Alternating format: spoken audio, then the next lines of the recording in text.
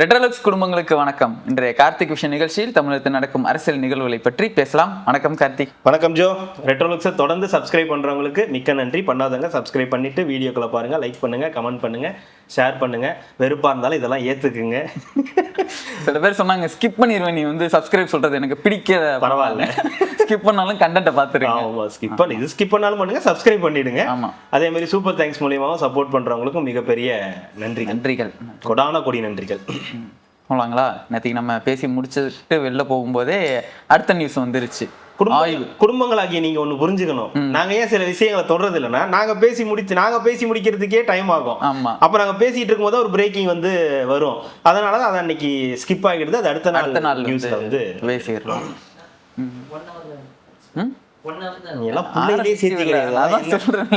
தெரியல, அப்புறம் என்ன 1 hour தான் ஆரம்பிக்கணும். அதுக்கு முன்னாடியே பார்க்கணும் எவ்வளவு நேரம் இருக்குன்னு பார்க்கணும். இதுல இவனுக்கு சப்போர்ட்டுக்கு வேற வரீங்க. அவன் தான் உங்களுக்கு என்டர்டைன்மெண்ட், அவனை நீங்க வந்து ஏமாத்துறீங்க, அடிக்கிறீங்கன்னு. சரி, ஓகே பாத்துக்கலாம். ஓகே, 1 hour முடிக்கணும்னு ஹிண்ட் கொடுக்குறாப்ல. பாத்துங்க, நாங்கெல்லாம் பொறுப்பு இல்லது, அவன் தான் மெசேஜ் பண்ணியிருப்பாங்கன்னு நினைக்கிறேன். 3/4 மணி நேரத்துல முடிக்க சொல்லுங்க அப்படின்னு. எம்சி ராஜா சமூக நீதி விடுதிக்கு போய் ஆய்வு பண்ணியிருக்காங்க. அதுக்கு முன்னாடியே வந்து அந்த மாணவர்கள்லாம் போராட்டம் வேற பண்ணியிருந்தாங்க. காலையில் ஒரு போராட்டம், சாப்பாடு சூப்பராக இருக்குன்னு, சாயந்தரம் ஒரு போராட்டம், சாப்பாடு நல்லாவே இல்லை அப்படின்னு சொல்லிட்டு போராட்டம் பண்ணியிருந்தாங்க. நேற்றுக்கு வந்து ஆய்வுக்கு போயிருக்காங்க. இன்றைக்கி அதுக்கான நடவடிக்கையுமே எடுத்திருக்காங்க. நிறைய மாணவர்கள் வந்து புகார் கொடுத்துருக்காங்க. இங்கே வந்து சாப்பாடு சரியில்லை, கொசுகடியில் நாங்கள் வந்து தூங்குறோம், வெளியில் தான் படுக்கிறோன்ற மாதிரி நிறையா விஷயங்கள் வந்து பேசியிருக்காங்க. நம்ம கொஞ்சம் இந்த படத்துடைய எக்ஸாம்பிள்ஸ் கொஞ்சம் சொல்கிறோம்ல, அது சில பேர் ஓவர் டோஸாக இருக்குன்றாங்க, ஒரு சிலர் கரெக்டாக இருக்குது அப்படின்றாங்க. ஆனால் வேறு வழி இல்லை, நமக்கு அதுதான் வந்து ஆப்டாக வருதுன்னும் போது நம்ம அதை வந்து எதுவும் பண்ண முடியாது. மயக்கம் என்னன்னு ஒரு படம் பார்த்துருப்பீங்க, கரெக்டுங்களா?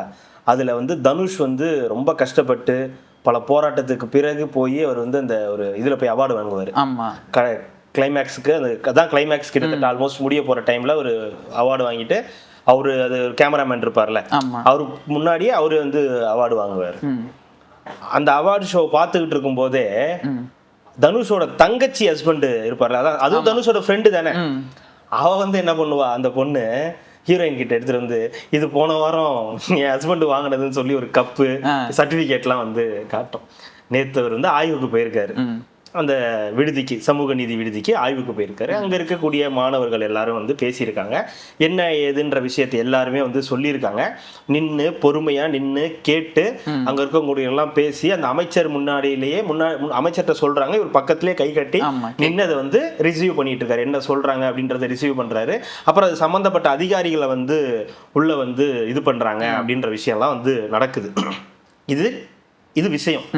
ஒரு திடீர் விசிட்டு, ஒரு முதலமைச்சர் திடீர் ஆய்வுக்கு போறாரு. அமைச்சருக்கே தெரியல. 10 நிமிஷத்துக்கு முன்னாடி தான் அமைச்சர்கிட்ட சொல்றாங்க, தலைவரே வந்துருங்க அப்படின்னு.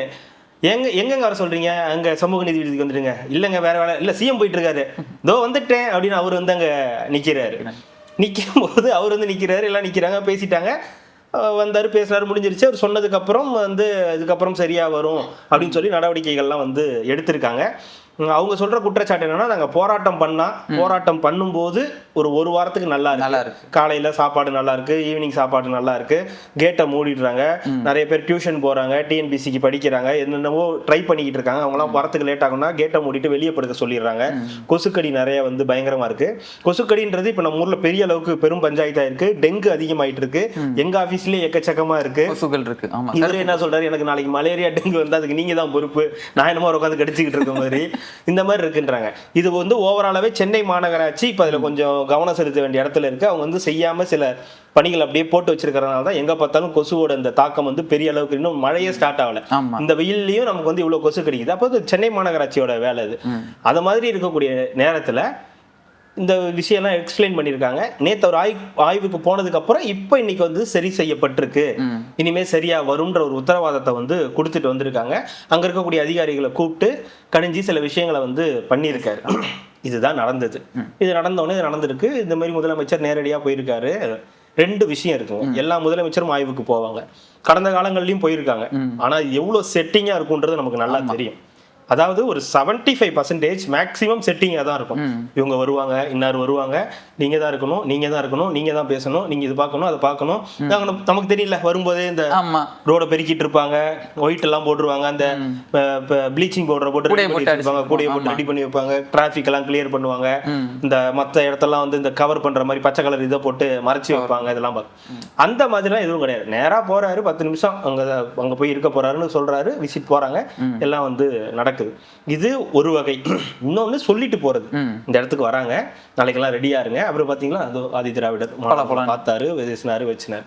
மேக்சிமம் செட்டிங்கா நடக்கும். இதுல செட்டிங் இருக்கிற மாதிரி எதுவும் தெரியல, ப்ராப்பரா நடந்திருக்குது. அந்த பையன் பயம் இல்லாம எல்லாத்தையும் வந்து சொல்றாரு. அதை ஒரு அமைச்சர்கிட்ட சொல்றாரு, அது ஒரு முதலமைச்சரா நின்று கேட்கிறாரு. சம்பந்தப்பட்ட துறை அதிகாரி எங்க இருக்காருன்னு பார்த்து அவங்களுக்கு வழி விட்டு அவங்கள வந்து அங்க நிக்க வைக்கிறாரு. இது எல்லாமே அங்க வந்து நடக்குது. ஸோ அவரு தனிப்பட்ட முறையில இதை வந்து சரியா பண்ணணும், இது சரியா இருக்கணும், இந்த மாணவர்களுக்கு இதுக்கு முன்னாடி போராட்டம் பண்ணியிருக்காங்க, இதெல்லாம் தெரிஞ்சுதான் அதுக்கு முன்னாடி அமைச்சரும் அதிகாரியும் போய் பார்த்துட்டு வராங்க. அதுக்கப்புறம் முதலமைச்சரே அந்த இடத்துக்கு வந்து இப்போ வராரு அப்படின்போது அந்த இடத்துல வந்து ஃபோக்கஸ் பண்றாங்க. இந்த மாதிரி அந்த சமூக நீதி விடுதலை இருக்கக்கூடிய மாணவர்கள் மீது ஒரு ஃபோக்கஸ் வருது. அவங்களுக்கு தேவையான உதவிகள் பண்ணணும், அவங்களுக்கு எல்லாமே சரியா இருக்கணும்னு ஒரு முதலமைச்சருக்கு தோணுது. அதை அவர் டைரக்டா பண்ணணும்னு நினைக்கிறாரு, பண்றாரு. நீங்க பண்ணதெல்லாம் அப்படி இருந்துச்சா? நான் சொன்னது இப்போ இந்த மயக்க மண்ணில் இருக்க மாதிரி இருக்கு, அதை பத்தியா? நானும் கப்பு வாங்கியிருக்கேன் பத்தியா, நானும் சர்டிஃபிகேட் வாங்கியிருக்கேன் பத்தியா அப்படின்னு காட்டுற மாதிரி. என்ன உலகத்திலேயே முதலமைச்சர் இதுதான் ஃபர்ஸ்ட் டைம் இப்போ வராரா? இதுக்கு முன்னாடி போனதே இல்லையா? இதுக்கு முன்னாடி எங்க டெபுட்டி சிஎம் போயிருக்காரு பாத்தீங்களா? இதுக்கு முன்னாடி எங்க சிஎம் போயிருக்காரு, அந்த பொண்ணு பேசுது பாத்தீங்களா? சாம்பார் குடிச்சோன்னா ஐயோ ஐயோ அப்படின்னு அந்த ஒரு இது இருக்குல்ல, நம்ம டிடிஏக்கா, என்ன டேஸ்ட் இந்த மாதிரி ஒரு சாம்பார் அப்படின்னு சாப்பிட்டதில்ல. அதுக்கப்புறம் அந்த என்னமோ அதுதானே அந்த கல்வி திருவிழா, அந்த திருவிழால தானே ஒரே பொண்ணு மாறு வேஷத்துல வந்து இலங்கை பொண்ணாவும் வரும், இதுவாகவும் வந்து இதெல்லாம் வாங்கினது. இந்த மாதிரி செட்டிங் பண்ணாதீங்க, செட்டிங்கா ஒன்று பண்ணி ஏமாத்த ட்ரை பண்ணாதீங்க அப்படின்றதுதான் அவர் ஒரு விஷயம் முன்னெடுக்கிறாரு. அது நடந்திருக்குது, அது வந்து தொடர்ச்சியா நடக்கணும். அங்க வைக்கக்கூடிய கோரிக்கை என்னன்னா, நீங்க வரும்போது நீங்க இருக்கும்போது ஒரு வாரத்துக்கு நல்லா இருக்கு, அதுக்கப்புறம் சரியா இருக்க மாட்டேங்குது. அதையா உங்களால சரியா பண்ண முடிய மாட்டேங்குது. இதுதான் கேள்வி. முதலமைச்சரே இறங்கி இருக்காரு, என்ன நடக்குதுன்னு என்னன்னா, அந்த விடுதலை நான் ஒரு மாசம் தங்கி இருந்தேன். அப்படியா? ஆமா. ஓ இன்னும் ஓ பின்னி விடுவனையா நான் சொன்னேங்க. இல்ல அவன் சொன்னான். அங்கே வந்து நான் தங்கியிருக்கேன். இப்போ இல்லை, வீட்டில் சண்டை போட்டுட்டு இங்கே வரும்போது என் ஃப்ரெண்டு தான் பிரசிடென்சி காலேஜில் வந்து படிச்சுட்டு இருந்தான். அப்போ வந்து எனக்கு அங்கே தான் தங்கினா, நல்லா பெருசாக ஒவ்வொரு ரூமும் பார்த்தா பெருசாக இருக்கும். ஒவ்வொரு ரூமுக்குள்ளேயும் ஒரு 30 பேர் வந்து தங்குற மாதிரி இருக்கும். நீங்கள் சொல்கிற மாதிரி அந்த கொசுலாம் ஏன் வருதுன்னா, ஒரே சைடு வந்து துவைக்கிற இருக்கும், அந்த துவைக்கிற தண்ணி எல்லாம் அங்கேயே வந்து தேங்கி கிடக்கும். கழுவிட்டு சாப்பாடெல்லாம் இது பண்ணிட்டு அது பக்கத்துலேயே வந்து கழுவிட்டு எல்லாமே சாப்பாடு அங்கேயே இது பண்ணாங்க. அந்த கழுவுன சாப்பாடு முத கொண்டு அது அங்கேயே தான் இருக்கும். துணி பல்லு விளக்கிட்டு அங்கங்கே துப்புறதுன்னு சொல்லிட்டு கொஞ்சம் கூட ஒரு நீட்டாவே இருக்காது. இது அவங்களும் யாருமே பராமரிக்க. வீட்லயே இருந்திருக்கலாம் தோணுமே. அப்ப அந்த வீடெல்லாம் சொர்க்கமா இருக்கும். ஆனா தன்மானம் வந்துட்டோமே இதுக்கு நம்ம வீட்லயே இருந்திருக்கலாம் போலயே. ஆனாலும் போயிடக்கூடாது. பாத்ரூமும் கிடையாது. ரெண்டாவது இன்னொரு முக்கியமான விஷயம் என்னன்னா, இந்த படிக்கிறவங்க அவங்களுக்கு தான் அது வந்து அலாட் பண்றாங்க. படிச்சு முடிச்சு ஒரு 5 வருஷமாவே அங்கேயே தங்கி இருக்கிறவங்களும் அங்க இருக்காங்க. இவங்கெல்லாம் சீனியரு, இவங்கெல்லாம் 10 வருஷமாவே இங்கே தான் இருக்காங்க அப்படின்ற மாதிரி தங்கி இருக்கிறவங்களும், அதாவது அந்த இதுக்கு லாட் பண்ண இல்லாதவங்களும் நிறைய பேர் வந்து அங்கே தங்கியிருந்தாங்க. அப்போ தங்கியிருந்தாங்க. பட் இப்போ எப்படி அதாவது ரொம்ப வருஷமா கவனிக்கப்படாத ஒரு இடமாவே ஒரு இதுவாகவே அது இருந்திருக்கு. பாலடைஞ்ச பில்டிங் மாதிரி இருக்கும், அங்கங்கே துப்பி கிப்பி வச்சிருப்பாங்க, ஒரு பராமரிப்பே இருக்காது. இதில் இன்னொரு மெயின் விஷயம் என்னன்னா, இந்த சீனியர்ஸ் எல்லாமே என்ன பண்ணுவாங்க, ஜூனியர்ஸ் தான் வந்து வேலை பார்க்கணுன்ற மாதிரி அவங்க தான் வந்து இந்த தண்ணி பிடிக்கிச்சு வைக்கிறது, பெருக்கிறது, துடைக்கிறது, இது எல்லாமே துணி துவைக்கிறது முத கொண்டு இந்த ஜூனியர்ஸ் தான் வந்து அங்க பண்ண வைப்பாங்க. சீனியர் ஆயிட்டம்ல, நான் செய்ய முடியாதுல்ல. நானே கேட்பேன் என் ஃப்ரெண்டு, அவன் ஜூனியரா இருக்கும்போது, என்ன நீ எதுக்குல அந்த வேலை இல்லாம, அதெல்லாம் உனக்கு தெரியாதுடா, நாங்க சீனியர் ஆனதுக்கு அப்புறம் நாங்க ஜூனியர் பசங்களை வச்சு இது பண்ணோம்டான்னு அதுக்கு அடக்குமுறை. அதுதான். ஸோ அந்த மாதிரி விஷயங்கள்லாம் இல்லாம இருக்கணும் அப்படின்றது அது கோரிக்கையா வச்சிருக்காங்களான்னு தெரியல. அது வைச்ச மாதிரி தெரியல. பட் அங்க அடிப்படை வசதிகள், பிரச்சனைகள், சாப்பாடு, இது மாதிரி இப்ப அடிப்படை பிரச்சனைகள் எல்லாமே வந்து சொல்லியிருக்காங்க. இது இந்த துறைன்னு கிடையாது, இந்த ஒரு விஷயம்னு கிடையாது. நீங்க எங்க போனீங்கனாலும் எந்த இடத்துலயும் இந்த மாதிரி ஒரு ஆய்வு வராங்க, இந்த மாதிரி ஏதாவது நடக்குது, ஏதாவது ஒரு பெரிய பிரச்சனை வருதுன்னா அந்த ஒரு நாள் இல்ல அந்த ஒரு வாரம் சரியா இருக்கும். அதுக்கப்புறம் பாத்தீங்கன்னா மறுபடியும் அது பழைய திருடி கதவை தொடடின்னு ஒரு பழமொழி சொல்லுவாங்க, அந்த மாதிரி தான் வந்து இருக்கும். அது அப்படியே தான் தொடருது. அது மாதிரி தொடரக்கூடாதுன்றது தான் விஷயம். எல்லா கவர்மெண்ட்டும் இதுக்கு முன்னெடுக்கும். அதை தொடர்ந்து செய்யுமா, கன்சிஸ்டன்சி இருக்கான்னு கேட்டீங்கன்னா அந்த கன்சிஸ்டன்சி தான் அங்க மிஸ் ஆகுறது. அடுத்து இளையராஜா போயிட்டு வந்துருவோம். இளையராஜா கண்ணோடு கண்கள் அந்த இளையராஜா இல்லைங்க, பேரம் பேரம் அந்த ஹாஸ்டேட் ஊத்தங்கரை இளையராஜா போவோம். இளையராஜா 3 பேருக்கிட்ட வந்து இளையராஜான்னு சொன்னா டைம் ஆகுது இல்ல, அப்படியே போயிடலாம் அப்படின்னு பார்த்தேன். வேற ஆகல, அதுக்கு இன்னும் நேரம் இருக்கு. அவ்வளோதான். இன்னைக்கு ஒரு 3 பேர் வீட்டில் வந்து ரைடு போயிட்டு அதில் ஒரு ஜஸ்ட் 2.8 crores தான். அவ்வளோதானா? 2.80 கோடி தானே? சாதாரண நிர்வாகி வீட்டில் வேற எவ்வளோதாங்க இருக்கு? அவ்வளோதாங்க. நானே பரமையாட 1 கோடி தான் வச்சிருக்கேன். 1 கோடி தான் வச்சிருக்கேன். இன்னைக்கு ஒரு 3 பேர் ஏதோ கைது வந்து பண்ணியிருக்காங்க. தொடர்ந்து இப்போ பணமாவே ரொக்கமாவே நீங்க அவ்வளவு வச்சிருக்கீங்களா அப்படின்ற அளவுக்கு எல்லாம் ஜிபே போன்பேன்னு போயிட்டு இருக்காங்க, டிஜிட்டல் எல்லாம் போயிட்டு இருக்கு. அப்படி வாங்கினாதான் நீங்க வந்து யாராவது வாங்குவாங்களான்னு கேட்பீங்க. இப்படி யாராவது லஞ்சம் கொடுக்கறதுக்கு ஜிபேல வாங்குவாங்களான்னு கேட்பீங்க. பணமா கையில வச்சிருந்தாலும் புடிச்சிட்டு போறீங்க. பிரஜா வாழவே கூடாதா தமிழ்நாட்டுல? நம்ம தான் சொன்னலங்க ஏற்கனவே, இது வந்து இதோட நிக்க போற விஷயம் கிடையாது. இது வந்து ஒரு பெரிய ப்ராசஸா போயிருக்கு. இதை பெரிய அளவுக்கு வந்து ட்ரை பண்ணியிருக்காங்க. இது ஒரு அதிமுக ஆட்சியா இருந்ததுன்னா இது எந்த விதமாக எதுவும் நடந்திருக்காது. ஆனா இது ஒரு புது ஆட்சி, தாவேக் ஆட்சின்றதுனால ஃபுல் ஃபோர்ஸ்ல இறங்கியிருக்காங்க. எல்லாருக்கும் கொடுத்து யாரெல்லாம் என்ன பண்ண முடியுமோ பண்ணுங்க, எத்தனை பேர் வேணாலும் கூட்டுட்டு வாங்க, எல்லாருக்கும் செட்டில்மெண்ட் பண்ணிடலான்ற அளவுக்கு வந்து நடந்திருக்குது. அந்த ப்ராசஸோடைய தாக்கம் தான் இன்னும் வந்து அடுத்து நீ யாரு, நீ இவரா அப்படின்னு நம்ம தேடுற அளவுக்கு நம்ம வந்து இன்னும் இவர்லாமா அப்படின்ற மாதிரிலாம் வந்து நபர்கள் வந்து சிக்கிறாங்க. அந்த அடிப்படையில் இன்னைக்கு ஒரு 3 பேர் இருக்காங்க. பாவம் அவங்க கிட்ட வெறும் ஒரு 3 கோடி தான் கிடைச்சிருக்கு அப்படின்றது ஒரு பெரிய வருத்தத்திற்குரிய விஷயம் தான். 3 பேர் வீட்லயே 3 கோடி. ஆமா, இவ்வளவுதான் இருக்கு அப்படின்னும் போது அவங்க என்ன பண்ணுவாங்க பாவம். அது வந்து அட்வான்ஸ் பணம் தான். அந்த அட்வான்ஸ் பணத்தோடய நீங்க வந்து அவங்களை வந்து பிடிச்சிட்டீங்க அப்படின்றது இதுல கூடிய விஷயமா இருக்கு. சொல்ற மாதிரி இந்த நிறைய தாவேகா எம்எல்ஏக்கள்லாம் கூட பணம் வாங்கி இருக்கிறதா வந்து செய்திகள் வந்து வருது. இந்த கசரீசர் பிடிச்சிட்டு மீதி கொடுத்தீங்கன்னா நல்லா இருக்கும்னு இருப்பாங்க. ஜிஎஸ்டி விட்டு அதுல வேற அந்த 7 இடமா இடைத்தேர்தல் வந்து வழக்கெல்லாம் முடிஞ்சதுக்கு அப்புறம் தான் நாங்க இங்க இடைத்தேர்தலே வைப்போம் அப்படின்னு. நல்லது தானே, வசதியா போச்சு. இல்ல ஒருவேளை தேர்தல் ஆணையம் இதுனா ரொம்ப கன்ஃபியூஷனா இருக்குது, இது வந்து இடியாப்ப சிக்கலா இருக்குது, மொத்தமா எல்லாத்தையும் கலைங்க புதுசா தேர்தல் வச்சிடலாம்னா டன். சூப்பர், நல்ல விஷயம் தானே. இதானே ராசா எதிர்பார்த்தேன். கஷ்டப்பட்டுக்கிட்டு 108 வச்சுக்கிட்டு இவன் ஒரு 10 வாங்கிக்கிட்டு இவன் ஒரு 5 2 வச்சுக்கிட்டு நாங்க தான் அப்படின்றது எதுக்கு? இதெல்லாம் ஆட்டத்தை கலை. உடனே நாங்க எலெக்ஷன் வச்சிடறோம், நீங்க கோட்டை அழிங்க, நான் முதல்ல இருந்தே ஆரம்பிக்கிறேன் அப்படின்னு சொல்லி தனி ஒருத்தன் நடந்து வரான், விசில் ஒன்று அடிச்சு வரான்னு மறுபடியும் போனான்னு வச்சுங்களேன், நிறைய கூட கிடைக்க வாய்ப்பு இருக்குல்ல. இங்க இருந்து வாங்குறாங்க, அங்க இருந்து ரிசைன் பண்ணிட்டு வராங்க, இங்க இருந்து குதிரை வரும்போது அதிமுக இருந்து இது வந்து ரொம்ப இதா இருக்குது. நீங்க எலெக்ஷனை வந்து அதான் கலெக்ஷன் தான். எலெக்ஷனை மொத்தமா வந்து நம்ம எல்லாத்துக்கும் திருப்பி ரீஎலெக்ஷன் வச்சிடலாம்னு ஒரு முடிவு பண்ணாங்கன்னா நல்லா இருக்கும். அதான் அது மாதிரி ஏதாவது பண்ணாங்கன்னா கூட சந்தோஷம் தான். அதுக்கு வாய்ப்புகள் கிடையாது, ரொம்ப ரொம்ப ரொம்ப கம்மி. அதனால வந்து இந்த இடைத்தேர்தல் இன்னும் எத்தனை தொகுதி வந்து காலியாச்சுன்னா சரி ஓகே சீக்கிரம் எலெக்ஷன். எத்தனை தொகுதின்றதெல்லாம் கிடையாது, இப்பவே எலெக்ஷன் வைக்கலாம். இப்போ எலெக்ஷன் எங்கெங்க வந்து இடைத்தேர்தல் அறிவிச்சு வச்சிருக்கலாம். இங்க வழக்கு போட்டு வச்சிருக்காங்க நிறைய, இந்த இவங்களாம் ரிசைன் பண்ணதெல்லாம் கொண்டு போய் வழக்கு போட்டு வச்சிருக்கிறதுனால அது ஒரு பிரச்சனையா இருக்கு.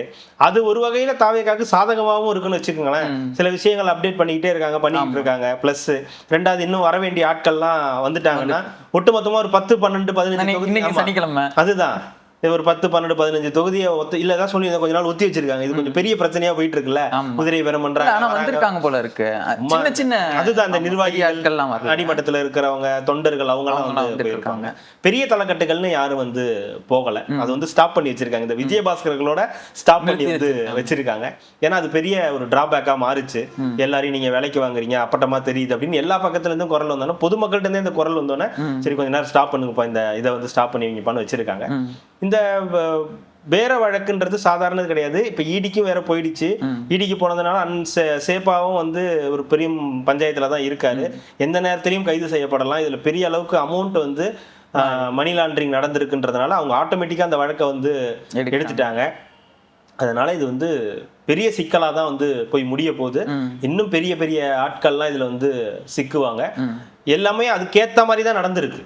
எதுவுமே வந்து இந்த பக்கம் தாவேக அதிமுகல இருந்து ஆட்களை இறக்குறாங்கன்னா இங்க இருந்து இவங்க எடுத்துக்கிட்டே இருக்காங்க, எடுக்கிறதுக்கான வேலைகளை வந்து பார்க்க ஆரம்பிச்சிருக்காங்க. உள்ளனா இங்க இருந்து ஆரம்பிச்சதை தான் இவங்க சேஃபர் சைடுக்கு இங்க இருந்து வந்து தூக்குறதுக்கான வேலைகள் வந்து நடந்திருக்கு. அதோடைய பேச்சுகள் தான் அனிதா ராதாகிருஷ்ணன் பேசுறது, இந்த பக்கம் ஆராசா பேசுறது, மற்றவர்கள் திமுக எல்லாம் பேசுறது எல்லாமே இதோட கான்செப்ட்ல தான். ஏன் ஐயா ஸ்டாலின் அவர்கள் பேசுறதே அப்படித்தானே, 6 மாசத்துல கலைஞ்சிரும் அப்படின்னு சொல்ற கான்செப்டே அதுல. எதனால் சரி, ஏதாவது ஒரு தார்மீக அடிப்படை இருக்கணும்ல. இது நடந்துருச்சுங்க அதனால இது போயிடுச்சு, இது எதுவுமே இல்லையே. 108 இருக்கு, 107 இருக்கு, இந்த பக்கம் 5 இவங்க வந்துட்டாங்க, விசிகா ஐயுஎம்எல் அவங்க இவங்க எல்லாம் வந்து 120 மேல வந்துருச்சு. இது எப்படி இந்த ஆட்சி கலைன்னு பார்த்தா அப்ப எதுவுமே இல்ல, இவங்க சைட்ல இருந்து எந்த பிரச்சனையும் இல்ல. இவங்க எல்லாரும் சொல்லிட்டாங்க இல்லங்க நாங்களாம் அந்த மாதிரிலாம் எதுவுமே இல்லங்க, எங்களுக்கு எந்த எண்ணமும் கிடையாதுங்கன்ட்டாங்க. அப்போ வேற ஏதோ தான் நடந்துங்கன்னா அப்ப இந்த குதிரை பேரம் தான். அதுதான் இப்ப நடந்துருக்கு, அதுதான் நடந்திருக்கு, அதுதான் இப்ப ஒரு பெரும் பஞ்சாயத்தா போயிட்டு இருக்குது. மீண்டும் மீண்டும் அனிதா அதுவும் சொல்லக்கூடாதுட்டாங்க, ஆனா வேற வழி இல்ல, நாங்க சொல்லிதான் ஆகணும். அனிதா 6 மாசத்துல வந்து அப்பா வந்துருவாரு, 2 மாசத்துல புள்ள வந்துரும். 6 மாசத்துல அப்பா வந்துருவாரு, 2 மாசத்துல புள்ள வந்துரும். பிள்ளைங்க விளையாட்டா உங்களுக்கு 7 மாசத்துல வந்தாலே இருக்காது அப்படின்னு சொல்லியிருக்காரு. தாவேக்கால இருந்து நம்மளாம் இது பண்ணோம்னா தாவேக்கால இருக்கிற எம்எல்ஏக்களே வந்து ரிசைன் பண்ணிட்டு வந்துருவாங்க. லாட்ரி விற்கிறவனும் கஞ்சா விற்கிறவனு என்னன்னா இவங்க கூட நம்ம இருக்கோமே, இவங்க நம்மளை எங்கேயாவது கோத்து விட்டுருவானுங்க பெரிய இடத்துல. அந்த பயத்திலேயே வந்து 2 மாசத்துல எல்லா எம்எல்ஏவும் ரிசைன் பண்ணி. லாட்டரி விற்கிறவனும் கஞ்சா விற்கிறவனும் எங்க வருவான்? திமுகக்கு. அப்ப நீங்க ஏத்துக்கலாமா? லாட்டரி விற்கிறவனையும் கஞ்சா விற்கிறவனையும் நீங்க ஏத்துப்பீங்களா? விற்கிறவனும் இது கஞ்சா விற்கிறவனும் வரமாட்டாங்க. அந்த கும்பல் கூட நம்ம மாட்டிக்க போறோம்ன்றதுனால லாட்டரி விற்கிறவங்களும் கஞ்சா விற்கிறவங்க இருக்கிறதுனால நம்ம அங்க இருந்து மாட்டிப்போம் அப்படின்னு நீங்க காசை கொடுத்து அவங்க இங்க கூட்டு வந்துருவீங்க. காசு கொடுத்துடலங்க, அந்த 35 கோடி எது அது நல்ல விஷயத்துக்காக பயன்படுத்தினது. அதுதாங்க அந்த 35 கோடியும் இப்ப இந்த ஒரு 3 கோடிலாம் எடுத்ததா சொன்னீங்கல்ல, அப்ப அதெல்லாம் எதுல செய்யறோம்? ஒரு வாழ்க்கையை காப்பாத்துறதுக்காக நீங்க அங்க எதுவும் கஷ்டப்பட கூடாதுன்றதுக்காக உங்களுக்கு ஒரு நிதி உதவி கொடுத்து வாங்கன்றோம். அனிதா ராதாகிருஷ்ணன் இவங்க எல்லாம் பேசுறது திரும்ப திரும்ப அதே தான் பேசுறாரு. மீண்டும் இதே மாதிரி சர்ச்சையா தான் பேசியிருக்காரு, ஒருமையில தான் வந்து பேசியிருக்காரு. உனக்கு என்ன தெரியும் வைக்கும் அப்படின்ற மாதிரி தான் வந்து பேசியிருக்காரு. ஒரு பழைய பாட்டு ஒண்ணு இருக்கு, எம்ஜிஆர் பாட்டு, நம்ம நிறைய தடவை பாடி இருக்கோம் தான் நினைக்கிறேன். திருந்தாத உள்ளங்கள் இருந்தென்ன லாபம், வருந்தாத உள்ளங்கள் லாபம், இருந்தாலும் மறைந்தாலும் பேர் சொல்ல வேண்டும், இவர் போல யார் என்று ஊர் சொல்ல வேண்டும் அப்படின்னு சொல்லி ஒரு எம்ஜிஆர் பாட்டு ஒண்ணு வந்து இருக்கும். நீ என்ன நான் சிலர் ஆசைக்கும் அதுவும் உண்டு.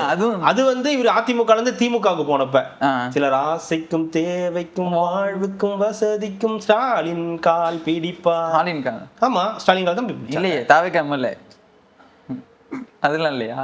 அவரு போனப்ப சொல்றேங்க, அவர் அதிமுக இருந்து திமுக போனார்ல அப்ப சொல்றேன். இப்ப இங்க வேற ஏதோ கால் பிடிக்கிற மாதிரி இருக்குது. இது மறுபடியும் சொல்லியிருக்காரு, அதிமுகவை யாருமே வந்து அசைச்சிட முடியாது, நீங்க நினைக்கிற அளவுக்கு வந்து அதிமுகவை அசைக்கிற அளவுக்கு வந்து அது ஒரு இந்த இயக்கம் கிடையாது அப்படின்னு சொல்லியிருக்காரு. இதுதானே எடுத்துட்டு போ, அதை அசைக்க முடியாது, வேரோட புடுங்கிட்டு இருக்கேன் என்ன அசைக்க முடியாதுன்னு இருக்கேன்ற மாதிரி அவங்க அங்க போயிட்டு இருக்குது. ஒண்ணுன்னா அவங்க வேரோட எல்லாம் புடுங்கணும்னு நினைக்கல, அது ஆல்ரெடி இருக்கிறதெல்லாம் புடுங்கினாலே அது அழிஞ்சு போயிடும் அந்த மரம் அப்படின்றது அவங்களுக்கு வந்து தெரிஞ்சிருக்கு. அந்த இலைகளுமே இங்க வரதுக்கு தானே காத்து இருக்கு. ஆமா, இலைகள் அங்கேயே தங்குறதா இருந்தா பரவாயில்ல, நம்ம இங்க இருந்தா பட்டு போயிடுவோம்னு இலைகளுக்கு தெரிஞ்சு போச்சு. சரி அட்லீஸ்ட் நமக்கு எதுவும் கிடைக்கலனாலும் பரவாயில்ல, இலையாவது இருப்போம்னு சொல்லிட்டு அங்கிருந்து அங்க போறதுக்கான முயற்சிகள் ஈடுபடுறாங்க. இல்ல இவர் வந்து எம்ஜிஆர் என்ன பெரிய எம்ஜிஆரா, நீ என்ன வந்து அங்க போய் மூகாம்பிகை கோயில்ல போய் வாள் கொடுத்துட்டா நீ என்ன பெரிய எம்ஜிஆர் ஆயிடுவியா? எம்ஜிஆரோட எதுக்குதுன்னா நீங்க எம்ஜிஆரே எதிர்த்தவங்க தானே, நீங்க அந்த கட்சியில தானே போய் சேர்ந்திருக்கீங்க. நீங்க அதிமுகல எம்ஜிஆர் தான் பெரிய ஒரு ஆளுமைன்னு எல்லாம் பேசிட்டு நீங்க இங்க இருந்து அங்க போய் எதிர்த்துருக்கீங்க. எம்ஜிஆர் அவங்க என்னெல்லாம் பேசியிருக்காங்க. கட்சி தாங்க பிளவு, ஒரே கழகங்க. கழகம் தாங்க, யாரு இல்லைன்னா நீங்க எல்லாம் போனாலே கழகம் தான், யாரும் இல்லைன்னு சொல்லல. அந்த கழகம் இல்லைங்க, திராவிட கழகம். கழகம்னா அது எல்லாமே கழகம் தான். அதுக்கு என்ன பண்றது, தேசிய முற்போக்கு திராவிட கழகம் தான். ஆமா, மதிமுகவும் கழகம் தான், எல்லாமே தமிழக வெற்றி கழகம்னு சொல்லுவீங்க. அதுதான் சொல்றேன், தமிழக வெற்றி கழகம் தான். அதுக்கு என்ன பண்ண முடியும், எல்லாமே கழகங்கள் தான். கழகங்கள்ல எந்த டவுட்டும் கிடையாது. நீங்க பேசுறதுலதான் பிரச்சனையே. ஒருமையில பேசுறீங்க, எம்ஜிஆரான்னு கேக்குறீங்க. நீங்க திமுக எம்ஜிஆர் என்னெல்லாம் பேசியிருக்குன்னு இவருக்கு தெரியுமா தெரியாதான்னு தெரியல. ரெண்டாவது 6 மாசம் தான் திருப்பி சொல்றீங்க. இந்த 6 மாசம் சொல்லும் போதுதான் எல்லாருக்கும் டவுட் வருது. கேட்டா நாங்க அதெல்லாம் பண்ண வேண்டிய அவசியம் இல்ல, எங்கள்கிட்ட எல்லாரும் 2 மாசத்துல வந்துருவாங்கன்னா அப்போ காசு கொடுத்துருக்கீங்களா, 2 மாசத்துல வரதுக்காக காசு கொடுத்துருக்கீங்களா? உண்மை தெளிஞ்சு வந்துருவாங்கன்னு நாங்க. இவ்வளவு நாள் தெரியாத உண்மை இப்ப தெரிய போதா? ஆமா, ஆல்ரெடி 2 எம்எல்ஏக்களுக்கு. ஆமா, ஜெயிக்க இது இல்லை, இங்கேருந்து கிளம்பி போயிட்டு அவன் வந்துடுவான் இவன் வந்துடான்னு பேசிட்டு இருக்க வேண்டியது. பொழுது போகல, மீட்டிங்கை போட்டு இவரை கூப்பிட்டுறாங்க, இவரும் போய் ஏதாவது இவர் பேசுறதெல்லாம் இப்ப ஃபன்னா இருக்குல்ல கேட்கறதுக்கு, அதனால எடுத்து வச்சு பேசிக்கிட்டு இருக்காங்க. அந்த கோட்டை அப்படியே அடிச்சிருங்க, அவ்வளவுதான், முடிஞ்சிச்சு. இதுக்கு மேல அதை பத்தி பேசக்கூடாது. நோ அனிதா அப்படின்னு நினைச்சிருங்க. அடுத்து ஒரு மந்தையில் 2 ஆடுகள் ஒரே திசையில் அப்படின்ற மாதிரி நேற்றுக்கு பார்த்தீங்கன்னா லைலாமணி இவர் ராஜ்மோகன் அவர்கள், வைகோ அவர்கள், மீசை பத்திரிகையாளர், இவங்க எல்லாமே ஒரு இதில் வந்து கலந்துருக்காங்க. அங்கே வந்து நிறையா பேசியிருக்காங்க. அதில் வந்து போர்வால் வந்து என்ன சொல்லியிருக்காங்க, நான் ஒரு தீர்க்கமான முடிவு எடுத்து திமுகலேருந்து விலகி தாவேக்காக்கு வந்து நான் சேர்ந்துட்டேன். அவர் என்ன பண்ணலை, என்ன பண்ணாருன்னு கேட்குறேன், என்ன பண்ணலை, இன்னைக்கு ஊழலை வந்து வேரோட வந்து பிடுங்கி எரிஞ்சிருக்காரு, இதுக்கு மேலே உங்களுக்குலாம் என்ன பண்ணணும், ஐ சேலஞ்ச் அப்படின்னு இருக்காரு. அவர் பேசும்போது தான் எனக்கு பயமாகவே இருந்துச்சு. செவனே இந்த பொண்ணை கெடுத்தது நீ தான், யார் நானு, நீ பார்த்த, ஆமா எதா இருந்தாலும் பேசி தீர்த்துக்கலான்ற மாதிரி ஊழல வேரோடு வெட்டி எரிஞ்சிட்டாரு. 60 daysல மொத்தமா முடிச்சு இது பண்ணிட்டு இருக்காரு. நான் என்ன சொல்றேன், இது ஒரு ப்ராசஸ், இது ஒரு பெரிய அச்சீவ்மெண்ட். இதை பண்றதுன்றது இது அடிமட்டத்துல இருந்து நடந்துகிட்டு இருக்கு.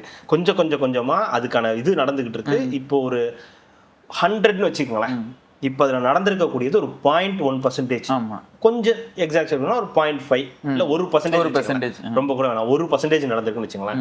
இதுதான் நடந்திருக்கு. இன்னும் எவ்வளவோ விஷயங்கள் நடந்துகிட்டு தான் இருக்கு.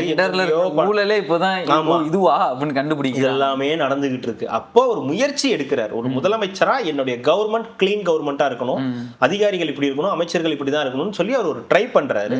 அதற்கு அமைச்சர்கள் வந்து ஒத்துழைக்க ஓரளவுக்கு தயாரா இருக்காங்க. வேற வழி கிடையாது, ஒத்துழைச்சுதான் ஆகணும். அவங்களுக்கு கீழே உள்ள அதிகாரிகள் எப்படி செயல்பட போறாங்க, ஒவ்வொரு கிராமத்திலும் இருக்கக்கூடிய அதிகாரிகள், ஒவ்வொருத்துக்கும் காசுக்கு இருக்கக்கூடிய அதிகாரிகள், நான் சொல்றது ரொம்ப சிம்பிளா 2000 ரூபா, இதுக்கு 2000 ரூபா வேணும், இதுக்கு 5000 ரூபா கொடுத்தீங்கன்னா இதை நான் பண்ணித்தரேன்னு சொல்லக்கூடிய அளவுக்கு இருக்கக்கூடிய இதெல்லாம் இருக்கு இல்லையா, அதெல்லாம் அப்படியே கொஞ்சமா வந்துதான் பெரிய அளவுக்கு அது வந்து மாறணும். இன்னைக்கு வைகோ அவர்கள் அப்படிதான் பேசுவார். அவர் எங்க போறாரோ அதுக்கு ஏத்த மாதிரி தான் வந்து பேசுவாரு. திராவிட முன்னேற்ற கழகத்தோட கூட்டணியில இருந்தா அதுக்கு ஒரு மாதிரி பேசுவாரு, ஏடிஎம்கே கூட போனா அது மாதிரி ஒண்ணு பேசுவாரு. உடனே நான் ரொம்ப கிலோமீட்டர் வந்து நடந்தேன்னு வரும், உங்களை யாருங்க நடக்க சொன்னா அப்படின்னு கேட்டா, எனக்கு தோணுச்சு நான் நடந்தேன், அதையே எங்க கிட்ட வந்து சொல்றீங்க, எங்க காதுகள் பாவம் இல்லையா அப்படின்னு நம்ம வந்து சொல்ல வேண்டியதா இருக்கு. அப்ப இருந்த கூட்டணி கட்சிகள் வந்து பேசாம இருந்தீங்கல்ல, இப்ப வந்து அவர் மேல ஏவுகணையை வந்து பாய்ச்சிறீங்க அப்படின்னு சொல்றாரு. கூட்டணி கட்சிகள்னா பேசாம இருக்கிறதுக்கு இல்ல, கூட்டணி கட்சிகள் தேர்தலுக்கு தான் கூட்டணி கட்சிகள். இதுல இருக்கும்போது நீங்க பேசிதான் வந்து ஆகணும். உங்களை மாதிரி இப்ப நீங்க போற இடத்துக்கு ஏற்ற மாதிரி நீங்க ஒரு நிறம் மாறினீங்கன்னா எல்லாரும் அப்படி நிறம் மாறணும்னு அவசியம் கிடையாது. கேள்வி, கடந்த ஆட்சியில் இருக்கும்போது கூட்டணி கட்சிகள் பேசல, அது தப்புன்னு சொன்னோம். இப்ப இருக்கும்போது அவங்க பேசணும், இப்படிதான் பேசணும். கூட்டணி கட்சிகள்னா சரினா சரிங்க, தப்புனா தப்புங்கன்னு சொல்ல வேண்டியதான் கூட்டணி கட்சிகள்னா. இவர் புதுசா ஒரு வியாக்கியானம் பேசுறாரு. அது என்ன, போன வருஷம் பேசல, ஆமாங்க போன வருஷம் பேசல, நீங்களும் அங்க இருந்து பேசல, பையன் அழுதாரு, இது வாங்கினாரு, ரைட்டு, இப்போ 4 சீட்டு, இது எல்லாத்துக்கும் ஒண்ணு சொல்றாரு, நான் நிர்பந்திக்கப்பட்டேன். நீங்க ஒரு தலைவர்னு பேசிக்கிறீங்க, நீங்க ஒரு ஆளுமைன்னு பேசிக்கிறீங்க, கேட்டா நிர்பந்திக்கப்பட்டேன், கை காலை பிடிச்சி உங்களை வந்து இது பண்ணி வச்சுட்டாங்களா? கட்சி எடுத்த முடிவுல வந்து நான் வந்து தலைவணங்கிட்டேன் அப்படின்றாரு. கட்சியும் நீங்க தானேங்க, நீங்க 2 பேர் தானேங்க கட்சி, அப்படிலாம் சொல்லக்கூடாது.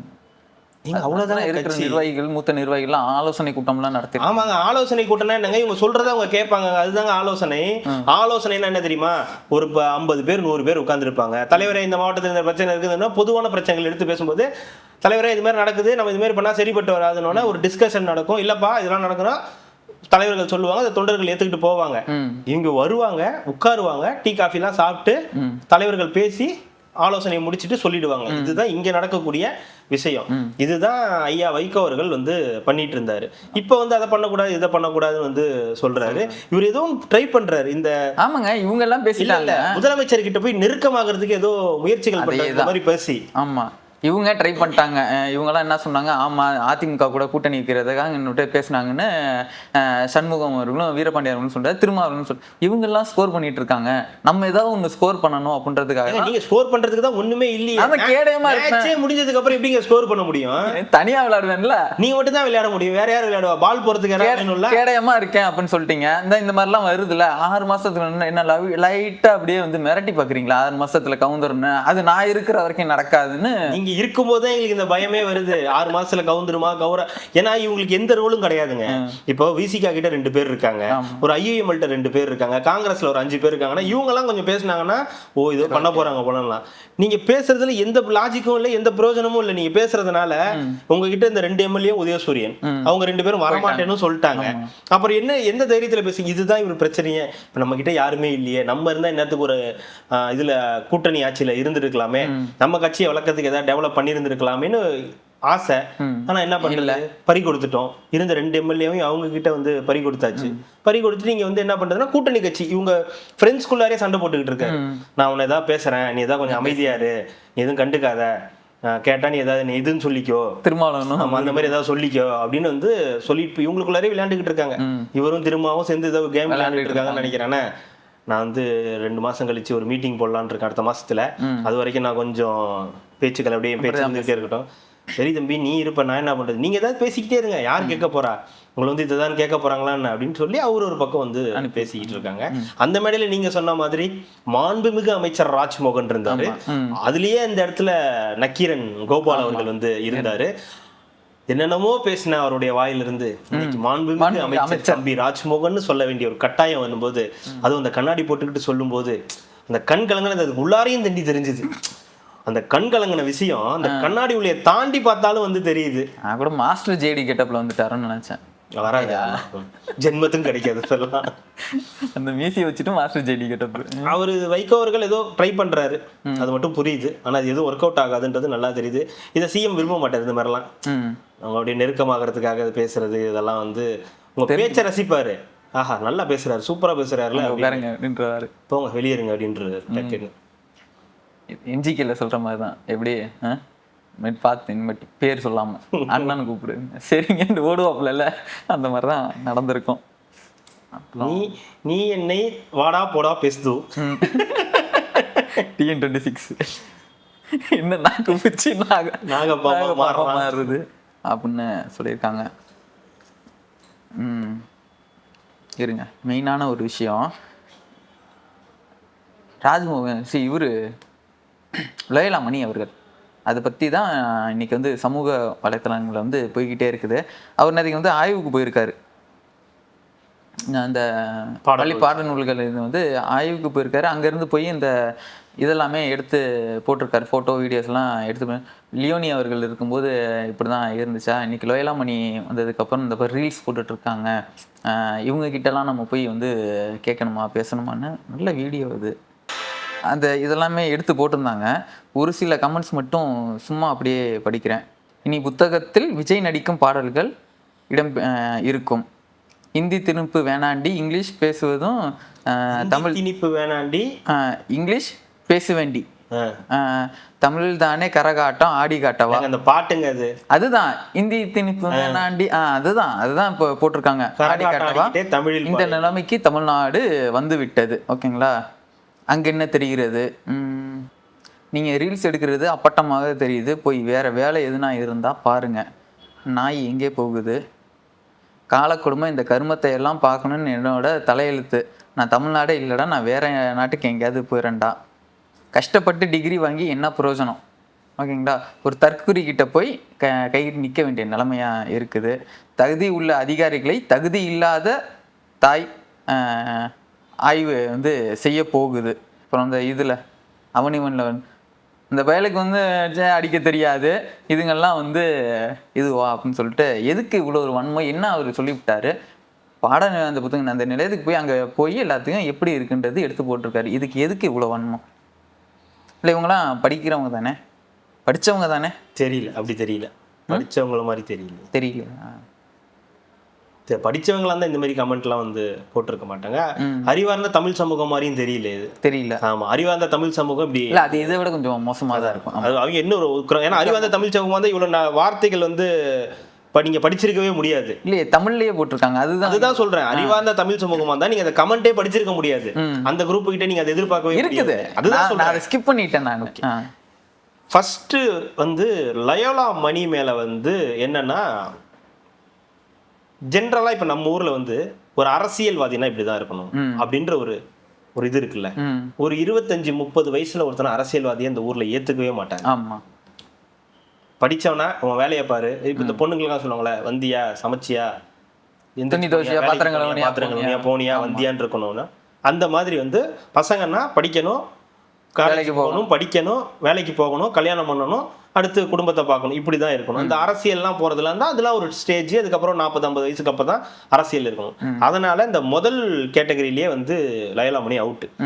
யங்ஸ்டர் அதுலேயே வந்து ஃபர்ஸ்ட் வந்தாச்சு. ரொம்ப பேசுவோம் அப்படி, அவருடைய ஸ்பீச்ன்றது அப்படி இருக்கும். 3வது கருப்பா இருப்பா, அப்படி திராவிட கலர்ல இருப்பார். நல்ல கருன்னு திராவிட கலர்ல வந்து இருப்பாப்ல. அது வந்து ஆமா, தமிழ்நாட்டுல கருப்பா இருந்தா பிடிக்காது. அது வந்து நீங்க கருப்பா இருக்கணும், உச்ச நட்சத்திரமா தான் இருக்கணும். நீங்க வந்து டாப் ரேஞ்சில இருந்தா தான் நீங்க வந்து கருப்பா இருக்கணும், இல்லன்னா நீங்க வெள்ளையா தான். இந்த சமூகத்தை சேர்ந்தவர் இவர்கிட்ட நம்ம போய் கை கட்டி, அதுதான் உன்னோட கல்வி புத்தி எந்த அளவுக்கு இதுதாங்க. அதுதான் அந்த ஆதிக்க மனநிலை. இவங்கிட்டயா, இவனா இந்த ஜாதியில இருக்கிறவன்ட்ட போய் நான் போய் நிக்கணுமா அப்படின்ற ஒரு எண்ணம். இதெல்லாம் இது எல்லாத்தையும் ஒதுக்கி வச்சிருங்க.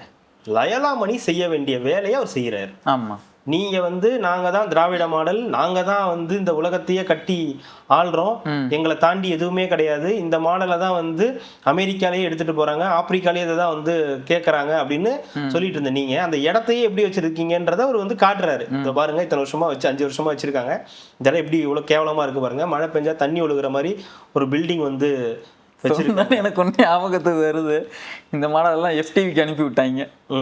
அதுதான் எப்படி இருக்கு பாருங்க அப்படின்னு.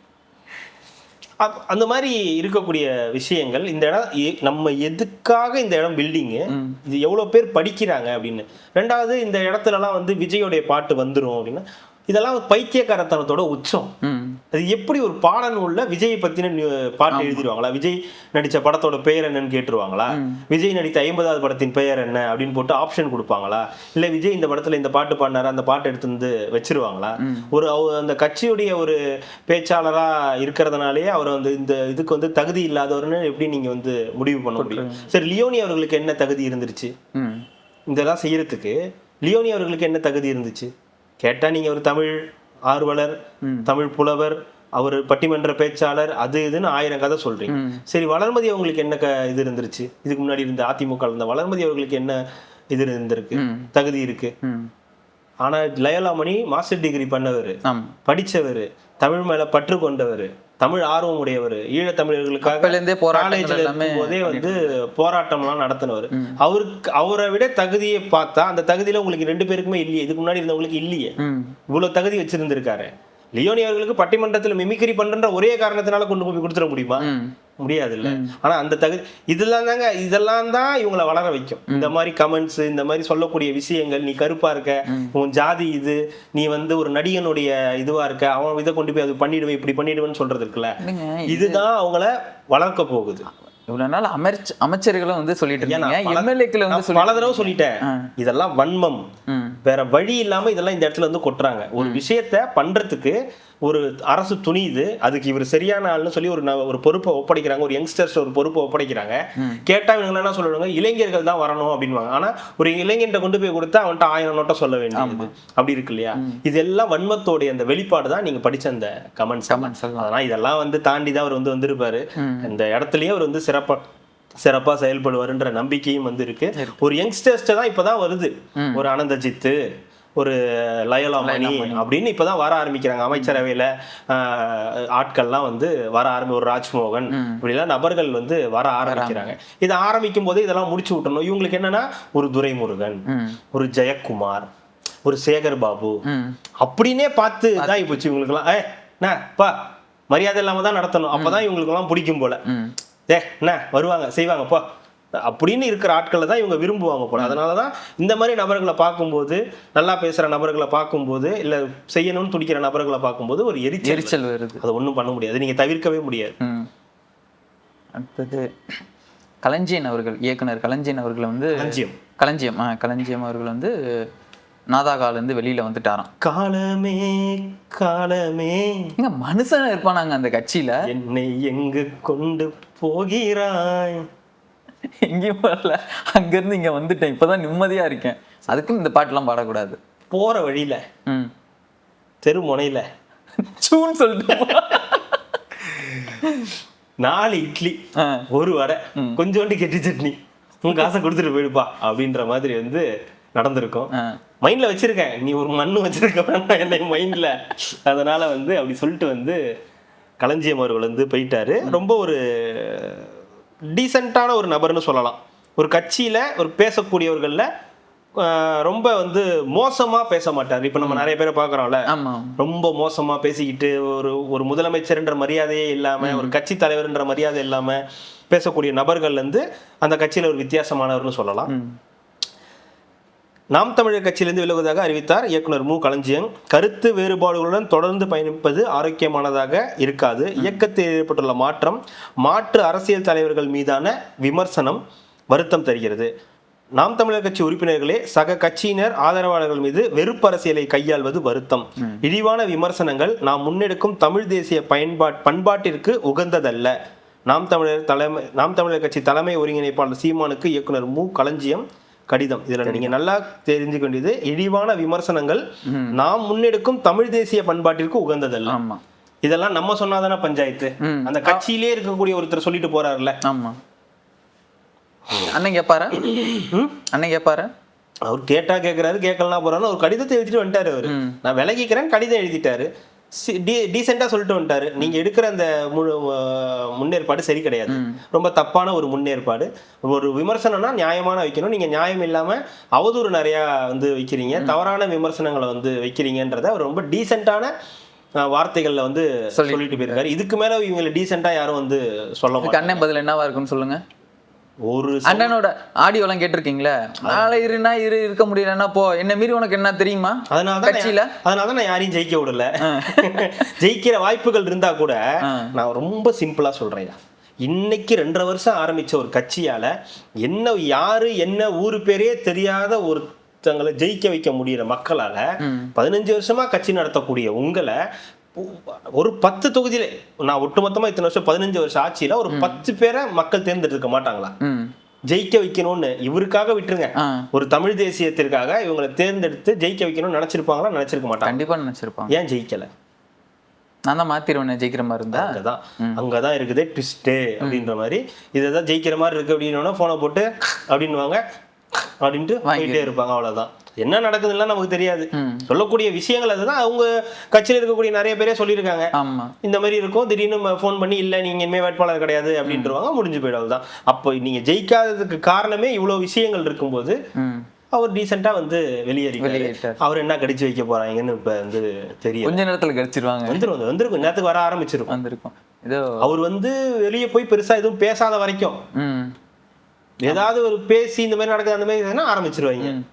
இதே மாதிரி தான் வேற யாரோ ஒருத்தர் நாம் தமிழரை விட்டு கொஞ்ச நாள், ஒரு 2 நாளைக்கு முன்னாடி போனாரு. அதுக்கு வந்து யூடியூபர் ஒரு இது போட்டிருந்தாரு, ட்வீட் போட்டிருந்தாரு, பாத்தீங்களா? ஸோ இதுதான் போட்டிருந்தாரு, முதுகில் குத்து வாங்குவது இது ஒன்று எங்களுக்கு புதுதல்ல, எங்க இருந்தாலும் வாழ்க அப்படின்ற அளவுக்கு போட்டிருந்தாங்க. முதல்ல குத்திட்டு போயிட்டாங்களாம் அவரை. ஒன்றும் பண்றதுக்கு இல்லைங்க, இது அவ்வளவுதான். அங்கிருந்து வேற இடத்துக்கு போயிட்டாங்களாம். அதனால முதுகில் குத்து வாங்குறதுலாம் வந்து எங்களுக்கு இது புதுசு இல்லைன்னு சொல்லிட்டு உட்காந்து குத்துறவங்களுக்கு தெரியல. தெரியல. எனக்கு குத்தும்போது சந்தோஷமா தான் இருந்துச்சு. அதாவது உட்காந்து குத்திட்டு இருக்கிறதே நம்ம தானே தெரியாம அது ஏதோ ஒண்ணு சொல்லுவாங்களே, இந்த பின்னாடி வேதாளம், அண்ணனுக்கு வேதாளம் மாதிரி நான் தான் குத்தேன். முருங்கை மரமும் ஏற விடாம எதுவும் பண்ண விடாம தடுக்குது. RS பாரதி அவர்கள், அவர்கிட்ட வந்து ஒரு இன்டர்வியூவில் கேள்வி கேட்டிருக்காங்க. 2029 வருது, நீங்கள் வந்து யார் வேட்பாளராக வந்து இது பண்ணுங்க, பிஜேபியா இல்லை வந்து காங்கிரஸ்னா? நாங்கள் தான் பிரதமரே அப்படின்னு சொல்லியிருக்காரு. இப்போ இந்த இடத்துல என்ன பண்ணணும்னா நீங்கள் ஷாக்கிங்காக பார்க்கணும். பாருங்க ஷாக்கிங்கா இல்லை, பார்க்க மாட்டேன். உடனே எடிட்ல பிஜிஎம் போட்டு நெறியாளு அசர வித்த அப்படின்ற மாதிரி போட்டுருவாங்க. இதுல என்ன நடந்துச்சுன்னா, இவங்க கேள்வி கேட்கறாங்க, இந்த மாதிரி வந்து உங்களை தனிமைப்படுத்திட்டாங்களே, நீங்க தனியாயிட்டீங்கன்ற. நாங்களாம் ஒன்றும் தனியாகல, அதெல்லாம் ஒண்ணு இல்லை, உங்கள்கிட்ட எல்லாரும் போயிட்டாங்க. சரி, ஒருவேளை 2029 தேர்தலுக்கு நீங்க என்ன பண்ணுவீங்க, யாரை பிரதமர் வேட்பாளரா முன்னிறுத்தி நீங்க வந்து கேட்பீங்க அப்படின்னா, யாரையும் கேட்கணும்னு அவசியம் இல்லையே, நாங்களே இருந்துட்டு போறோம் அப்படின்னோன்னா, ஒரு பக்கம் கடல் அலை நின்றுச்சு, இன்னொரு பக்கம் பறக்கிறது நின்றுச்சு, காத்தடிக்கிற மரம் அப்படியே ஸ்டக் ஆயிடுச்சு. இந்த பாட்டிகள் இந்த வாயை பிளந்து அப்படின்னுவாங்களே, அந்த மாதிரி வந்து ஆயிட்டாங்க. டாப் ஆங்கிள் இருந்து ஓடுற வாகனங்கள் அப்படியே வந்து ஸ்டாப் ஆகுது. என்னடா இப்படி ஒரு பதில் இது வரைக்கும் யாருமே சொன்னது. இப்போ 2024 எலெக்ஷன் நடந்துச்சுல்ல, இந்த எலெக்ஷன் நடந்து- பார்லிமெண்ட் எலெக்ஷன். அப்ப அதிமுக இந்த தப்பை தான் பண்ணுச்சு. ம். எதுவுமே சொல்ல முடியாம யாரு கூடயுமே இல்ல. யார்கிட்டயும் சண்டை போட முடியாம திமுக திட்டிட்டு இருந்துச்சு சம்பந்தமே இல்லாம. அதுக்கு ஒரு 20% ஓட்டு போட்டாங்கன்னு வச்சுங்க, வேற வழி இல்லாம. ஆனா ஒரு சீட்டு கூட ஜெயிக்கல, இவங்க தான் 40 ஜெயிச்சாங்க. அப்ப உங்கள்ட்ட ஒரு இலக்கு இருந்துச்சு, பாஜகவை வீழ்த்தணும், காங்கிரஸ் நம்ம கூட இருக்கு, ஒட்டுமொத்த மதச்சார்பற்ற கூட்டணி நம்ம கூட இருக்குன்னு சொல்லி நீங்க கெத்தா வந்து வளம் வந்தீங்க. இப்ப அந்த டீம் ஒட்டுமொத்தமா இந்த பக்கம் வந்து வந்துருச்சு. இப்ப நீங்க என்னன்னு சொல்லி ஓட்டு கேட்பீங்க? இவரு எதுவுமே கிடையாது. இவரு பிரதமர் வேட்பாளர்னா ராகுல் காந்தி அவர்களையும் பேச முடியாது, பக்கத்திலே உட்காரக்கூடாதுன்ட்டாங்க. இங்கிட்டு பார்த்தா சனாதன எதிர்ப்பு. இது ஏதாவது சொன்னா எனக்கு சிறு பக்கெட் அடிப்பாருங்க. கரப்பம்பூச்சிக்கு ஏதாவது தாவிரும் இல்லையா? என்னுடைய கேள்வி, நாங்க தான் பிரதமர் வேட்பாளர்னு சொன்னீங்கன்னா யாரு பிரதமர் வேட்பாளர்? ஸ்டாலின் அவர்கள். சந்திரமுகில ஒரு வசனம் இருக்கு, ஞாபகம் இருக்கா? முருகேசா ஒருத்தனுக்கு எம்எல்ஏ தமிழ்நாடு அரசியல்லயே எம்எல்ஏ தாங்க கொஞ்சம் இருங்க, தமிழ்நாடு அரசியல்லயே இல்லையா, இதுல டெல்லியில பிஎம் ஆகிறதுக்கு கேக்குறாராம் அப்படின்னு சொல்லிட்டாங்கன்னா தப்பா போயிடும்ல. ஐயா நீங்க எம்எல்ஏ இருந்தா கூட சரின்னு ஒத்துக்கலாங்க, ஆமாங்க அப்படின்னு சொல்லி ஒத்துக்கலாங்க. எம்எல்ஏ கூட என்ன பிஎம் சொன்னீங்கன்னா அடிக்க வருவானா இல்லையா? யங்ஸ்டர் உதயநிதி இறக்கிட்டாங்கன்னா பிரதமர் வேட்பாளர் பாதி நாள் இங்க இருக்கும், பாதி நாள் லண்டன் துபாயில இருக்கும். நம்ம எங்க போய் டெல்லிக்கு போறது? டெல்லி பக்கம்லாம் நம்ம போக விருப்பம் கிடையாது, குளிர் ஜாஸ்தி, அது நமக்கு ஒத்து வராது. கனிமொழி அவர்கள். கனிமொழியை சொல்லலாம், ஆனா யாரும் நீங்க வேலை செய்ய விட மாட்டீங்களே, யாரையும் போக விட மாட்டீங்க, யாரும் அண்ணன் தம்பி புலங்க கூடாதுன்றீங்க. அடுத்த இவங்கள மாதிரி யாரு மாதிரி? சோனியா காந்தி அவர்கள் மாதிரி. சரி, இந்திரா காந்தி அவர்கள். இந்திரா காந்தி என் வாய கலராதீங்க. இல்லைங்க, ரொம்ப நாள் ஆச்சுல ஒரு பெண் தலைவர் இருக்கு, அதுக்காக. அதெல்லாம் போதும், நாடு எதிர்பார்ப்பு அவங்களா உருவாகி வரட்டும், நம்மளா உருவாக்க கூடாது. அந்த இடத்துல ஏற்கனவே பானர்ஜி கூட இருப்பாங்களே தாண்டி. இல்ல, ஏற்கனவே நார்த்ல டிவிகே அட்ராசிட்டி பயங்கர அட்ராசிட்டியா போயிட்டு இருக்குது. பாத்தீங்களா, இவரு என்ன அது இப்படி அப்படின்னு இவங்களே ஏதோ கதை கட்டி விட்டு இவர் அப்படி பண்ணியிருக்காரு இப்படி பண்ணியிருக்காருன்னு இல்லாத பில்டப் கொடுத்து அங்க பக்கம் ஏத்திக்கிட்டு இருக்காங்க விஜய. இங்க யாரும் வந்து தமிழக வெட்டுக்கணும் இல்லாம வேற ஏதோ பார்ட்டி நேம்லாம் வச்சு இந்தியா ஃபுல்லா வரணும்னு சொல்லி யாரோ இது பண்ணிருக்காங்க போல இருக்கு, மனு கொடுத்துருக்காங்க போல இருக்கு. அதுதாங்க நார்த்ல போய் இறங்கி இருக்கு போல, அங்க இறங்கி ஒரு பக்கம் வேலையை பார்த்துட்டு இருக்காங்க, யாரு மோடியா விஜயா அப்படின்னு சொல்லி என்னென்னமோ சொல்றானுங்களா, நல்ல பத்தி விஜய் என்னென்னமோ சொல்றானுங்களா, அவர் அப்படி பண்ணிருக்காரு, இதை பண்ணிருக்காரு, அதை பண்ணிருக்காருன்னு சொல்லி பில்டப் அங்க ஏத்தி அந்த பக்கம் ஏத்தி இருக்காங்க. எங்க போய் முடிய போகுதுன்னு தெரியல. 29க்கான ஜி என்ன பாவம் பண்ணாரு. அதாவது எப்படி நம்ம குஜராத் மாடல் வந்து ஒரு பில்டப் கொடுத்து இதாச்சோ, அது மாதிரி இப்போ வந்து தளபதி மாடலும் நாங்க இதாயிட்டு இருக்குது. தளபதி தமிழ்நாடு மாடல்னு சொல்லி ஒண்ணு ஃபேம் ஆயிட்டு இருக்குது. ஒண்ணு ஃபேம் ஆகிறத தாண்டி உருவாக்கிக்கிட்டு இருக்காங்க. அந்த பக்கம் ஒரு கிரியேட் பண்ணி விட்டுட்டு இருக்காங்க. என்னெல்லாம் தோணுதோ அதெல்லாம் செஞ்சிருக்காருன்னு சொல்லி அந்த பக்கம் போயிட்டு இருக்கு. என்ன ஆக போகுதுன்னு தெரியல. நம்ம மக்களை வந்து இது பண்றதாங்க கஷ்டம். வடகன்லாம் வந்து அதனாலதான் ஈஸியா அங்க வியூஸ் போயிட்டு இருக்குது போல, எக்கச்சக்கமா போயிட்டு இருக்கு போல. நம்மளால கூட பார்த்தோன்னே இது உண்மையா பொய்யான்னு கூட ஷேர் பண்றதுக்கு யோசிப்பேன். அவங்கலாம் பையா 10 ஷேர் அப்படின்னு ஈஸியா ஷேர் பண்றது பார்க்கப்பட்டு முடிஞ்சு போச்சு. தளபதி படம் அப்படின்ட்டு போயிட்டு அரசு பார்த்திக்கலாம் அந்த கூச்சமே இருக்காது போல. கேட்டோம்னா நாங்க இருப்போம், என்னத்த நீங்க இருப்பீங்க, நீங்களே இல்லாம தான் இங்க வந்து எதுவுமே இல்லாம இருக்கு. நாங்க இருப்போம்னா நீங்க முதலமைச்சரா இருக்கும் போதே அங்க பதட்டமா தான் இருக்கும். இங்க அதுவுமே கிடையாது. எதிர்கட்சி வேற, ஐயா வேற சொல்லிட்டாரு வீடியோ கால்ல அமைதியா இருக்கணும், அந்த பக்கம் ரைட்ல திரும்பவே கூடாது, லெஃப்ட்ல திரும்புங்க, மசோதாக்கு ஆதரவு கேட்டா அதை பத்திலாம் ஒன்றும் பேசிக்காதீங்க, அவங்கள எதிர்த்துலாம் எதுவும் பேசாதீங்க, ஐயாவை பெரிய ஐயாவையோ சின்ன ஐயாவையோ எதிர்த்துலாம் பேசாதீங்க, உட்கார்ந்துருங்க. மேகதாது இந்த மாதிரி சில விஷயங்கள் பேசும்போது மட்டும் லைட்டா தப்புங்க அப்படி இப்படின்னு சொல்லுங்க.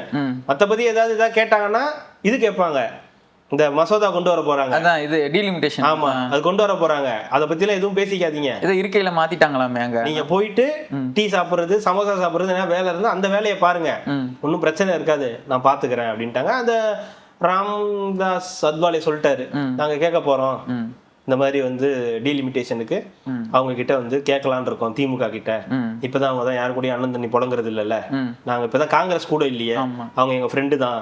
கனிமொழிலாம் நாங்க வந்து பயங்கர க்ளோஸ், கனிமொழி டிஆர் பாலுலாம் எங்களுக்கு ரொம்ப க்ளோஸ் தான், நல்ல மனிதர்கள் அவங்கலாம், அதனால நாங்க அவங்கள்ட்ட கேட்கலான் இருக்கோம், அவங்களும் கொடுக்கறதுக்கான வாய்ப்புகளும் இருக்கும் அப்படின்னு சொல்லியிருக்காங்க. ஒரு மாசத்துக்கு முன்னாடி தானே ஃபயர் விட்டீங்க, 2 மாசத்துக்கு நெருங்கிக்கிட்டு இருக்கோம் சம்பவ இடத்த, 2 கிலோமீட்டர் தான், தயாரா இருங்க. அப்பாவும் இவரும் தாத்தாவும் வந்தார்கள் போனார்கள், தப்பென்ன சரி என்ன அந்த இது இல்லைங்க. வெளிநாடு போயிருக்காங்கல்ல, அவங்க வராம வந்து நம்மளுக்கு அரசியலே வந்து ரொம்ப இதா இருக்குது. ஆமா, இங்க வந்தாதான் வெறுப்பேத்திக்கிட்டே இருக்கீங்க, அப்பாவை காணும் தாத்தாவை காணும்ன்றீங்க, ஆடி மாசம் போயிட்டாங்க, நீங்க அதை வேணும் இதை வேணும்ன்றீங்க. அப்புறம் ஏதாவது ஒரு பாலியல் குற்றச்சாட்டு நடந்தா உடனே உங்க ஆட்சியில் நடக்கலையா, உங்க ஆட்சியில் எத்தனை நடந்ததுன்னு போட்டு லிஸ்ட் போடுறீங்க. சரி, ஏதாவது சட்டம் ஒழுங்கு பிரச்சனை வருது சொல்லலான்னு பார்த்தா சட்டம் ஒழுங்குலயே ஊர்னது உங்க கட்சி தான், சட்டம் ஒழுங்கு பிரச்சனையே ஊர்னதே உங்க கட்சி தான், நீங்க வந்து பேசலாமான்னு வந்து கேக்குறீங்க. எது சொன்னாலும் அதுக்கு பதில் சொல்றீங்க. திடீர்னு ஏதாவது கேட்டா நீங்க எம்எல்ஏவான்னு கேக்குறீங்க. அதுதான் எனக்கு ரொம்ப வலிக்குது. எம்எல்ஏ தான் கேட்கலாம், எம்எல்ஏக்கெல்லாம் கேட்கலாம், நீங்க எப்படி கேட்கலாம் அப்படின்னு வந்து சொல்றீங்க. சரி, சிவனேன்னு நம்ம பாட்டு இருக்கலாம் பார்த்தா கூட்டணி கட்சி திடீர்னு வந்து சண்முகம் என்ன கடுப்புல இருக்காருன்னு தெரியல, எங்க வீட்டுல ஏதாவது பிரச்சனையோ இல்ல கட்சியில ஏதாவது பிரச்சனையோ தெரியல, திடீர்னு என்னை வந்து ஏதாவது சொல்லி விட்டு போயிடுறாரு. ஏன் திமுக என்ன ரொம்ப நல்ல கட்சியா, அவங்க அப்பெல்லாம் பண்ணதே கிடையாதுன்றாரு. இப்ப இருக்கிற ஒட்டுமொத்த கடுப்பையும் வைகோ அவர்கள் மண்டையில ஏத்திக்கிட்டு எவனோ டேட்டால போட்டு மண்டையில ஏத்தி விட்டு இருக்கான், இந்தாங்க இதெல்லாம் போய் பேசுங்க அப்படின்னு. அவர் ஒரு பக்கம் போற இடத்தெல்லாம் மைக்க நீட்டினா போதும் அடிச்சு காலி பண்ணிட்டு சிட்டி மாதிரி மாறிட்டாங்க, சுத்திட்டு இருக்காரு. அவரை வந்து ஏதோ கிளி விட்டுட்டு இருக்காங்க, நீங்க போங்க அப்படின்னு அவர் பக்கம் போய் வந்து அடிச்சுக்கிட்டு இருக்காரு. இப்படி போறவங்க வரவங்க எல்லாருமே ஏதாவது ஒன்று சொல்லிட்டு போறாங்க. வீரபாண்டி ஆறுமுகம் ஏதாவது ஒன்று வந்து சொல்லிடுறாரு, திரும்ப இன்னைக்கு ஒன்று சொல்லுவாரு, நாளைக்கு ஒன்று சொல்லுவாரு, நாளை கழிச்சு ஒன்று சொல்லுவாரு. அது மாதிரி ஒவ்வொருத்தரும் ஒன்று சொல்றதுனால அட போங்கடாங்க, வந்தாலும் இதேதான் பஞ்சாயத்தா இருக்க போது, நம்ம பாட்டுக்கு சந்தோஷமா குடும்ப குட்டியோட இங்கேயே இருப்போம், ஒரு 2 வாரம் 3 வாரம் இருப்போம், அதுக்கப்புறம் பாத்துக்கலாம். அறிவாலயம் தானே, லைவ் கேமரால தானே இருக்கு, என்ன நடக்குது எது நடக்குதுன்னு பார்த்து அதுக்கு தானே டிஜிட்டல் உலகத்துல தானே இருக்கோம். கான்ஃபரன்ஸ்ல பார்த்தா எல்லாரும் வந்துட்டாங்க, எம்பிக்கெல்லாம் நாளைக்கு போய் தமிழக மக்களுக்காக பேச போற எல்லாரும் வந்துட்டாங்க, எல்லாருமே பாயிண்ட்ஸ் எடுத்து வச்சுட்டாங்க, என்னென்ன பேசணும், என்ன வேணும், என்ன நாட்டுக்கு இந்த நாட்டுக்கு என்ன வேணும், உதயநிதி வாழ்க சின்னவர் வாழ்க எல்லாமே எடுத்து வச்சுட்டாங்க. போக வேண்டியது போய் சொல்ல வேண்டியது, உதயநிதி சின்னவர் வாழ்கன்னு சொல்ல வேண்டியது, விஷயத்த சொல்லிட்டு வர வேண்டியது தானே. அவ்வளோதான் இன்னைக்கு செய்தி, அவ்வளோதான். நாளைக்கு நிறைய செய்திகள் இருக்குது, நம்ம மக்கள் பிரச்சனையை பற்றி நம்ம நாளைக்கு இது விஷயத்துல வந்து நம்ம பேசுவோம். மிக்க நன்றி, மகிழ்ச்சி.